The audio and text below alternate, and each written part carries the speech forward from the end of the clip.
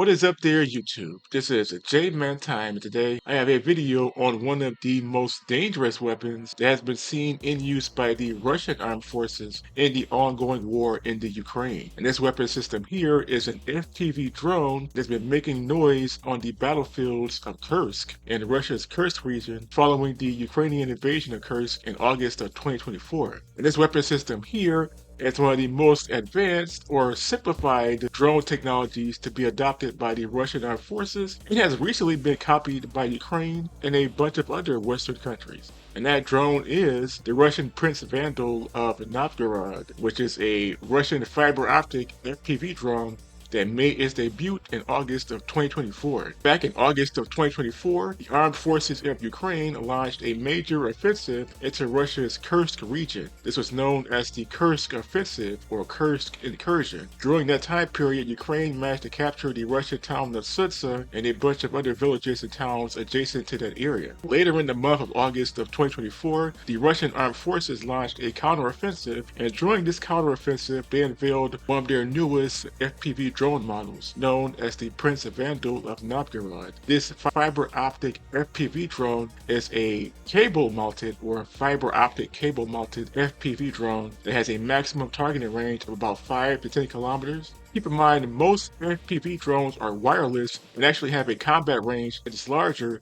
than 5 to 10 kilometers. But the problem with these standard FPV drones is that they can be jammed by basic electronic warfare equipment. Both Russia and Ukraine use high-frequency jamming systems that make standard wireless FPV drones almost useless on some battlefields. Now, FPV drones have evolved to a point where even the wireless ones still work in that environment, but those wireless drones are still easily taken down. So the Russians came up with a simple solution. How about an FPV drone that has an optic cable or a fiber optic cable? Kind of like one of those old electronic toys or remote control toys that had the cable in it. If you were a kid back in the 90s or early 2000s, you might remember those RC cars or remote control toys or RC cars or RC planes / helicopters that had a cable attached to it. This is basically the same thing but for an FPV drone, and this drone here has a 5 to 10 kilometer range. Now, so far, based on all the footage I've seen, most of these Vandal drones are mostly armed with either RPG-7,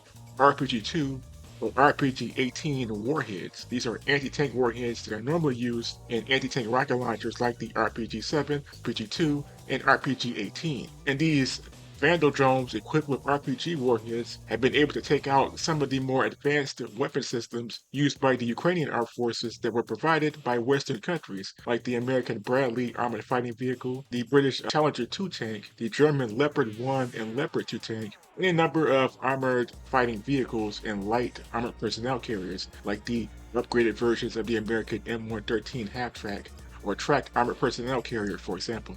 Now, this Prince Vandal of Novgorod is not the only fiber optic drone used by the Russian armed forces, but it is the most famous one, as most of the fiber optic FPV drone footage coming out of the Kursk region is of this model of drone. In fact, this was the first fiber optic drone to be adopted by the Russian armed forces just before August of 2024. Now, as of 2025, Russia is currently planning on adopting more fiber optic FPV drones, including some ground variants, some unmanned ground drones that are also fitted with the fiber optic cable, as the fiber optic drones seem to be the hardest to jam, and they have some of the higher kill rates when compared to the wireless FPV drones that are used by both the Russian and Ukrainian forces in this current conflict. But what do you all think of this? The Prince Vandal of Novgorod, the first mass-produced Russian fiber optic FPV drone that first entered service just before the start of Ukraine's Kursk offensive in August of 2024. It is currently one of the most mass-produced fiber optic drones currently being used by the Russian armed forces. Please tell me in the comment section below, and until next time, this was J-Man Time signing off.